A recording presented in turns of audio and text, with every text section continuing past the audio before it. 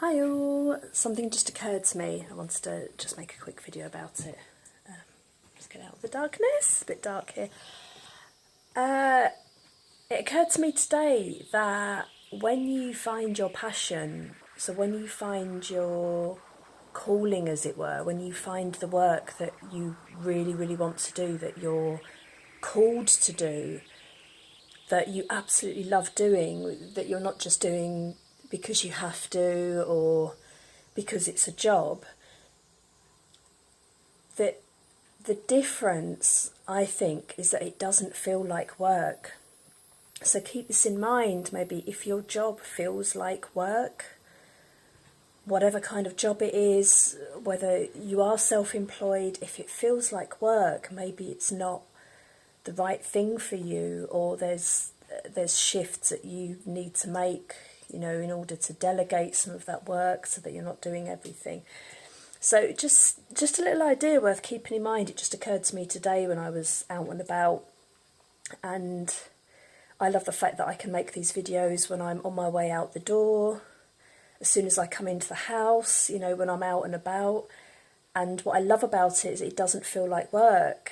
And I was giving advice to another entrepreneur the other day.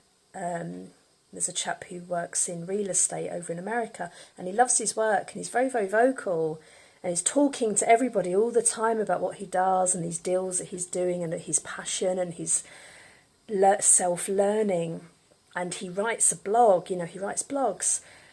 And me and this other lovely lady called Veronica, who has a very successful YouTube channel, dating coach channel, we were both saying to him, just do it, just start the videos, just make the videos, because I think he made a comment and it was something like, oh, that's more work. And I left him a message and I said, actually, weirdly enough, it really isn't. It really doesn't feel like work, because what this feels like to me is it feels like you're just chatting to your friends. You're chatting to people who you might be helping. You're reaching out and you're connecting and you're communicating with people. So just something to bear in mind, that when you find the thing that really speaks to you, that you love with all your heart, the thing that you would do for free if you could, then maybe that's your calling, that's your passion, that's what you're supposed to be doing, because it doesn't feel like work. I listened to, there's a Louise Hay audio seminar that I listened to many, many times over the last few years, and I think it's called Attracting Prosperity, and it's absolutely amazing. It's life-changing, because she's not just referring to prosperity in terms of money.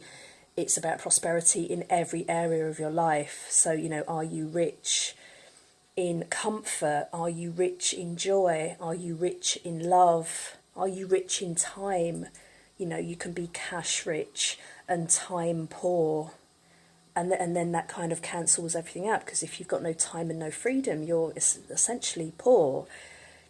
So, but it just made me think that a lady stood up in the audience and basically said that she felt guilty because she was earning a lot more money than her friends, and she was doing a lot less, and she was loving her work. So she was doing less than her friends, and her friends were kind of making her feel bad for it. So her friends were saying, who do you think you are? How dare you make so much money doing so little when we have to struggle? And she kind of had it in her head that in order to make money, you have to struggle. And she had all this guilt about it. Was she doing the right thing? And Louise Hay basically said to her, you've tried to help these people up. You've tried to enlighten them, and they're trying to drag you down, and you have to make a decision. Are you going to carry on up and get rid of these people who are trying to drag you down, or are you going to let them drag you down? But the important thing that Louise Hay said in response was, she said, if you found a way to make money and not struggle, she said, I want you to look in the mirror every day and love yourself for that. You should be looking in the mirror and thanking yourself for being such a clever girl and for getting it, for getting it right, for attracting it, for making it happen. And she basically said to this girl, you do not need my approval to live well. So in essence, what she was saying is you don't need anybody's approval to live well. If you found a way of making money and not struggling, you absolutely must enjoy yourself and be proud of yourself for doing that. And the other key thing she said was, make sure you listen to the people who you aspire to. Don't listen to miserable people.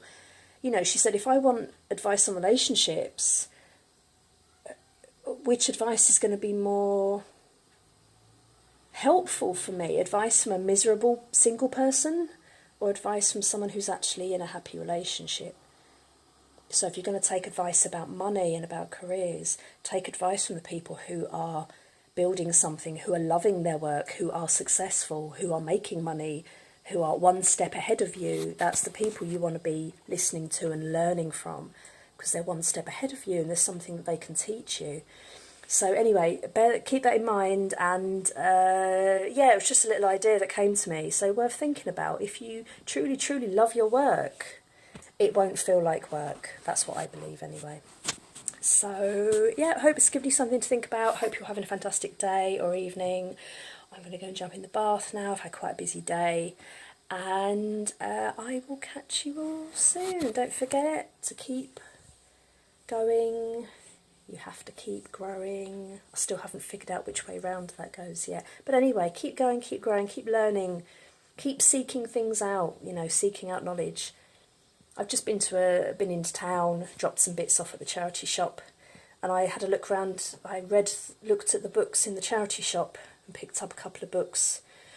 Absolute bargain. So I picked up a book about inner health. I can't remember the author's name, but he was talking about how the liver function is key to most of our health, and it can contribute towards, you know, things like depression. If your liver's not functioning, your drainage system isn't functioning.